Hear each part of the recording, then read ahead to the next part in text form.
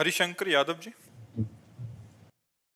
राधे राधे महाराज जी। महाराज जी, मैं अपनी कार या ऑफिस में राधे राधे का भजन सुनता रहता हूँ, कार्य भी करता रहता हूँ। ये करने से उतना ही फल मिलेगा जितना मैं राधे राधे एकांत में जपता हूँ। और बिल्कुल बिल्कुल, क्योंकि श्रवणेंद्रिय में पड़ रहा तो हमारे दिमाग में तो जाहिर है ना कि राधा राधा हो रहा है, तो दिमाग तो चल ही रहा है ना। वहाँ जहाँ हमारे कान जाते हैं वहाँ हमारा दिमाग जाता है, हमारी इंद्रियों के साथ मन भी जाता है, बुद्धि भी जाता है, इसलिए मंगल है।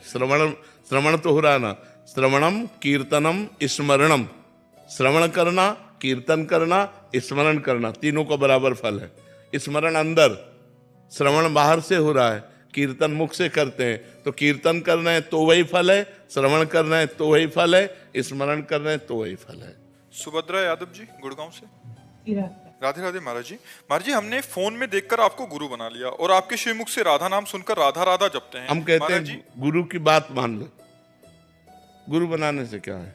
गुरु की बात मान लो, गुरु की बात मान लो, बस दूर रहो, लाखों कोस दूर रहो, हमारी बात मान लो, तुम्हारा मंगल हो जाएगा। बात मानने से है। हम कहते हैं राधा राधा जपो, गलत आचरण मत करो, वो गुरु है। वो जो बात है वही गुरु है, उसी को मान लो, उसी को आचरण में उतार लो, उसी से मंगल हो जाए। आजकल आप तो बड़े भाव से आजकल ज्यादातर यही हो रहा है कि जैसे अन्य रिश्ते ऐसे गुरु का रिश्ता बना लिया गया, कुछ सेव संतरा फल फूल, वैसे तो सोचते कल्याण नहीं होने वाला। रिश्ता बनाने से कल्याण नहीं होता, कल्याण होता है आज्ञा पालन करने से। आज्ञा सम्न सुसाहिब सेवा। ये सेव संतरा, रुपया पैसा, भोजन, कपड़ा लत्ता, ये कल्याण नहीं करेगा। कल्याण करेगा उनकी बात मान लिया और वैसे ही चल दिया। कभी उनसे मिलो चाहे ना मिलो, आपका कल्याण हो जाएगा। संतों की बात में दम होती है, क्योंकि वो अनुभव किए हुए बात बोलते हैं ना, उनकी बात मान लो, इसी से कल्याण हो जाएगा। गुरु बनाओ चाहे ना बनाओ, गुरु बनाना बनाना इससे कोई महत्व नहीं है। महत्व है उनकी आज्ञा का पालन करना। आप दूर रह रहे हो, अरे यार ये तो साक्षात भगवान है, आपकी भावना बनी, ये तो साक्षात भगवान है, इनकी बात मान लिए, बात मान लिए, आपका कल्याण शुरू हो गया। तो बात मानने से कल्याण होगा, ना कि गुरु बनाने से, ना कि संबंध बनाने से, ना कि नजदीक रहने से। बात बनती है उनकी आज्ञा का पालन करने से। द्रोणाचार्य जी ने एकलव्य को हटा दिया कि हम तुम्हें शिष्य नहीं मानते, क्योंकि हम राज क्षत्रिय पुत्रों के कुलगुरु हैं, और उसने मन से गुरु बना लिया। और जाकर के द्रोणाचार्य जी की जैसी छवि थी वैसी मिट्टी से बनाई, और रोज प्रणाम करके और प्रत्यंचा चढ़ाता, द्रोणाचार्य जी का स्मरण करता। इतना बड़ा धनुर्धर हो गया कि एक दिन अर्जुन जंगल में जा रहे थे तो एक कुत्ता भौंका, उसके भूखने मात्र में उसके मुंह को बाणों से भर दिया और कहीं घाव नहीं हुआ। अर्जुन कुत्ते के नजदीक गए, देखा बाणों से मुंह भरा हुआ और कहीं घाव नहीं। बोले गजब का हस्तलाघव हो। हम अपने को सर्वश्रेष्ठ विश्व का धनुर्धर समझते थे, लेकिन आज मैं हार गया, मैं देख के हार गया। कौन है ऐसा धनुर्धर? देखा कि एकलव्य भीलकुल में उत्पन्न हुआ था, तो उसके नजदीक गए और कहा वाह धनुर्धर, तुम्हारे जैसा धनुर्धर तो मेरा नाम अर्जुन है, मैं द्रोणाचार्य का शिष्य हूँ, द्रोणाचार्य से मुझे आशीर्वाद मिला है कि मैं विश्व का सबसे बड़ा धनुर्धर हूँ, लेकिन मैं घुटने टेकता हूँ तुम्हारे आगे। तुम किसके शिष्य हो? तो उनका द्रोणाचार्य के। तो उनका हमारे गुरु के शिष्य कैसे हो गए? तब कुटिया ले गए और दिखाया द्रोणाचार्य की छवि और पूरा ऐसा। तो उन्होंने द्रोणाचार्य जी से कहा आपका आशीर्वाद गलत हो गया, हम सर्वश्रेष्ठ धनुर्धर नहीं है, मैंने स्वीकार किया, सर्वश्रेष्ठ धनुर्धर एकलव्य है। तब द्रोणाचार्य जी ने उसका अंगूठा गुरु दक्षिणा में लिया था। अर्जुन को सर्वश्रेष्ठ धनुर्धर बने रहने के कारण नहीं, उस वीर के सामने। तो आप देखो, एक को नजदीक रहकर शिक्षा दी और एक ने गुरु मानकर आज्ञा का पालन किया, गुरु मान लिया। और उनकी जो धनुर्विद्या है, ये कोई भागवतिक विद्या तो है नहीं, लेकिन आप सोचो कैसे प्रत्यंचा चढ़ाना, कैसे बाण संधान करना, वो सब उसके दिमाग में आ गया। केवल गुरु द्रोणाचार्य को भगवान मानकर पूजा। तो हम गुरु को भाव में स्वीकार करें और उनकी आज्ञा का पालन करें। गुरु से बताने की जरूरत है नहीं कि मैं तुम्हें गुरु बनाता हूं, अपने आप आपका कल्याण हो जाएगा। सुनीता जी। महाराज जी, एक माता स्वयं कर्म और वाणी में संतुलन बनाकर चरित्र निर्माण कर अपनी युवा संतान को भौतिक आकर्षण, नाना प्रकार की लालसाओं से कैसे बचा सकती है महाराज? बचपन से। जब तक बचपन से उसका सुधार नहीं किया तो फिर जवानी में सुधार नहीं हो सकता, युवा में सुधार नहीं हो सकता। सुधार बचपन से। अगर बाल्यावस्था में उसके संस्कार डालो, चलो पापा के पैर छुओ, सबसे राधे राधे करो, चलो बैठो 10 मिनट राधा राधा बोलो, तुम्हें अभी टॉफी लाएंगे, तुम्हें अभी बाल। उसको छोटे बच्चे को राधा राधा राधा, वही बच्चा जाकर आगे भविष्य में जवान में भक्त बनेगा।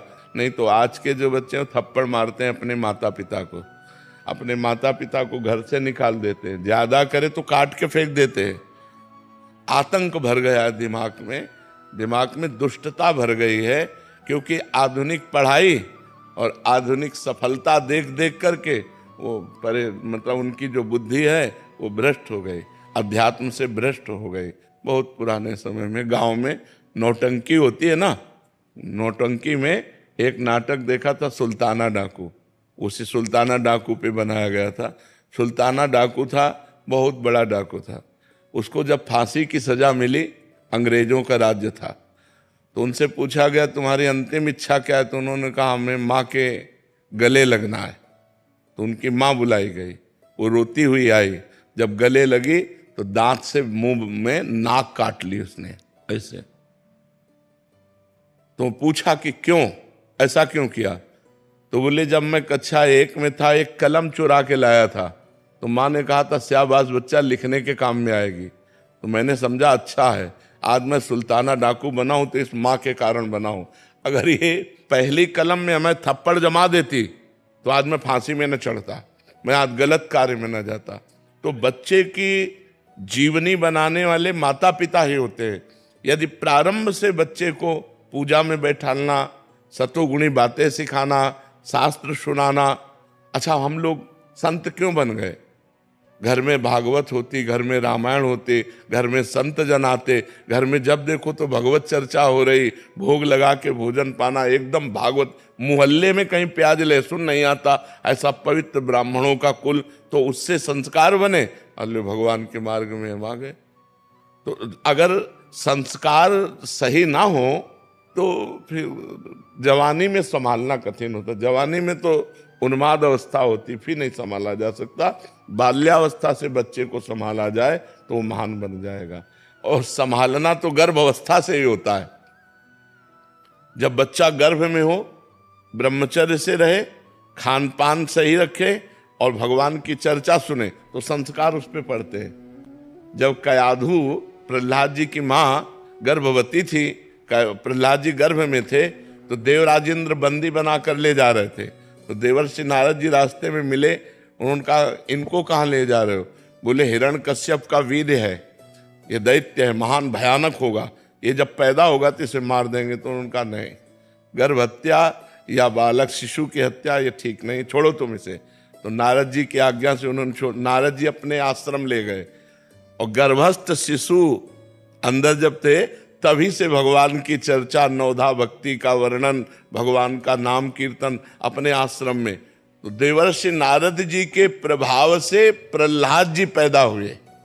गर्भस्थ शिशु पर प्रभाव पड़ता है, जैसे चक्रव्यूह की रचना गर्भस्थ शिशु अभिमन्यु पर प्रभाव पड़ा।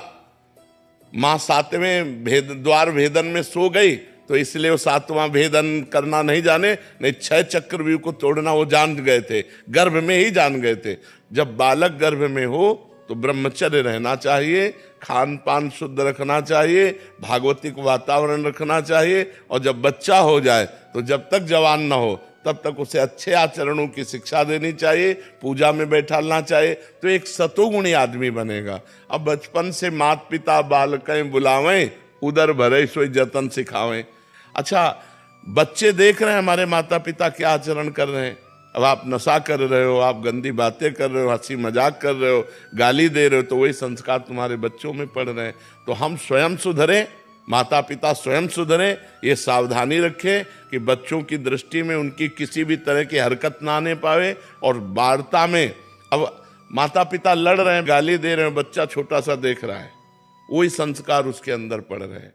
माता पिता गलत आचरणों से युक्त हैं तो बच्चों में वही संस्कार गंदे पड़ रहे हैं।